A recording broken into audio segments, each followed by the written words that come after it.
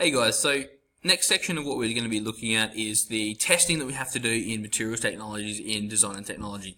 Now, as you can see for this, you have to do two tests, and one of those is a quantitative test and qualitative test. Now, I'm going to get those confused because they're very similar words and they're very tough to say in tandem, okay? So, as you can see here, so a quantitative test means that you'll be concentrating on qualitative test means you'll be concentrating on your different senses to provide your test results, so sight, touch, taste, smell, and sound. This is purely your opinion and doesn't have to be measurable, meaning that it does not have to use numerical values to calculate which is best. So an example for that is you could coat 5 different metals or different coatings and give your opinion on which one's the most aesthetically pleasing. So you could be doing that in a way of doing a matte finish as opposed to a gloss finish when you're spray painting something, or a different type of, so you 3D print something and you use different kinds of finish on that, so you can choose a fine finish or a rough finish on that and decide which one you like the best, or it could even go to woodwork where you're trying different types of stain or varnish, so different ways to test that there. You could also do a test in detailing which metal is the most texturally appropriate for your product. So whether you're making something that is going to be touched a lot, then it's best to make out of material that feels the nicest or needs a grip on it or something like that. So whether you leave something rough or something really smooth because you need a grip, etc., and things like that. So that's your qualitative test, okay? But then if we go to our quantitative test, so this is a test that is quantifiable, alright? So this means that you're going to need to conduct consistent tests to acquire data, which you will then proceed to analyze and display visually. So when I say analyze and display visually, so that means you're going to have to create a graph, or some kind of visual, or a table, some kind of visual representation of the data that you've actually gathered. So that's a good way to think about that. These tests need to be controlled and conducted in a way that will give you concise results that can be accurately measured. So trying to eliminate variables and different things like that to have a proper scientific test that you can use to give consistent results that you can say, alright, so these results are 100% definite, there's no way these have been altered in any way to make them unreliable.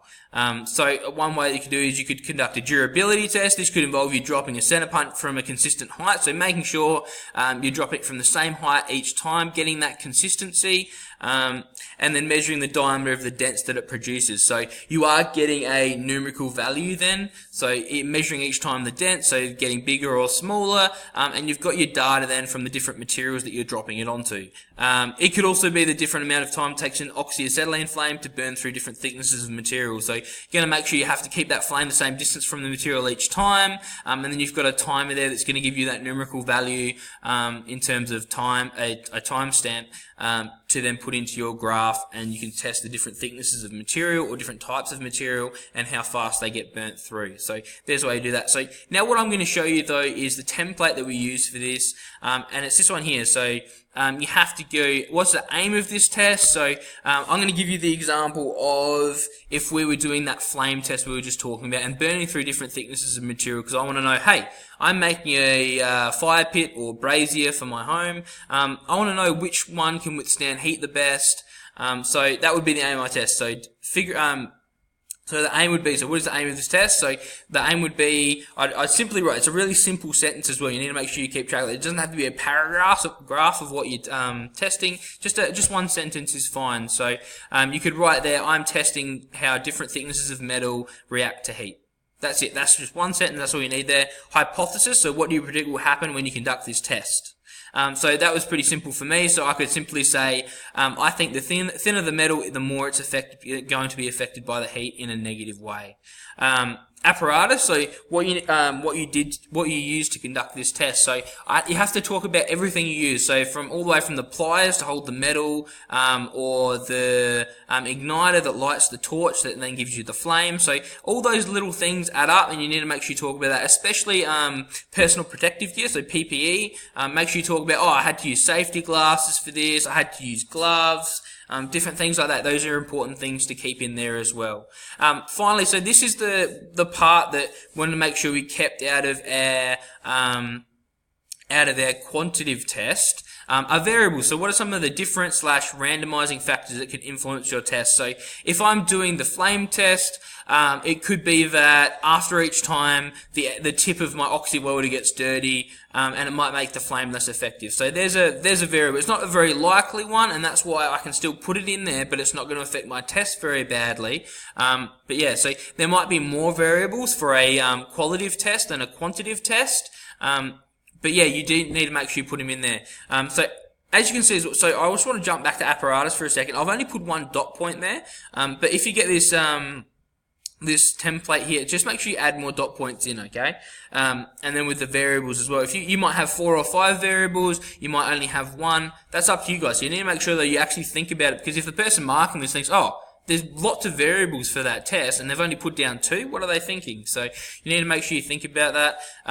Next section though is procedure. So what did you do, and in what order did you do it? So talking people through how you conducted your test is really important, and it shows that you really understand the test and how and why you were doing it, okay? So it's really important to be able to explain to someone. That's why, say teachers, for example, they have to have a really good grounding in what they're teaching so they can teach someone else. And lots of times teachers will get students to help other students, and that'll actually show the teacher that the students have a better understanding of what the teacher's been teaching them.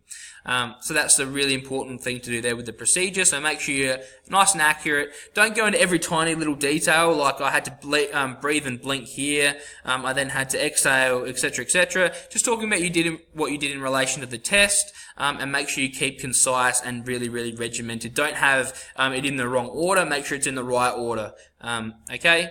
Finally, so we've got our results. So using a graphic mean, so graph table, to display the data gathered from the test. So with a quantitative test, you're obviously going to be preferring to use a graph, because that's going to be a really good and interesting way to display the data. In a qualitative test, you might have pictures, so you might have a table, and you might have pictures in the table of each of your tests, or each of your different products that you got out of the test, with a written analysis next to it. So that would be a combination of both your results and your analysis, because you'd be having your analysis next to each one. But if you had a graph here, so demonstrating your quantitative data, and then you're analyzing it underneath. So explaining what the results / graph are telling us, and what has happened, and why it has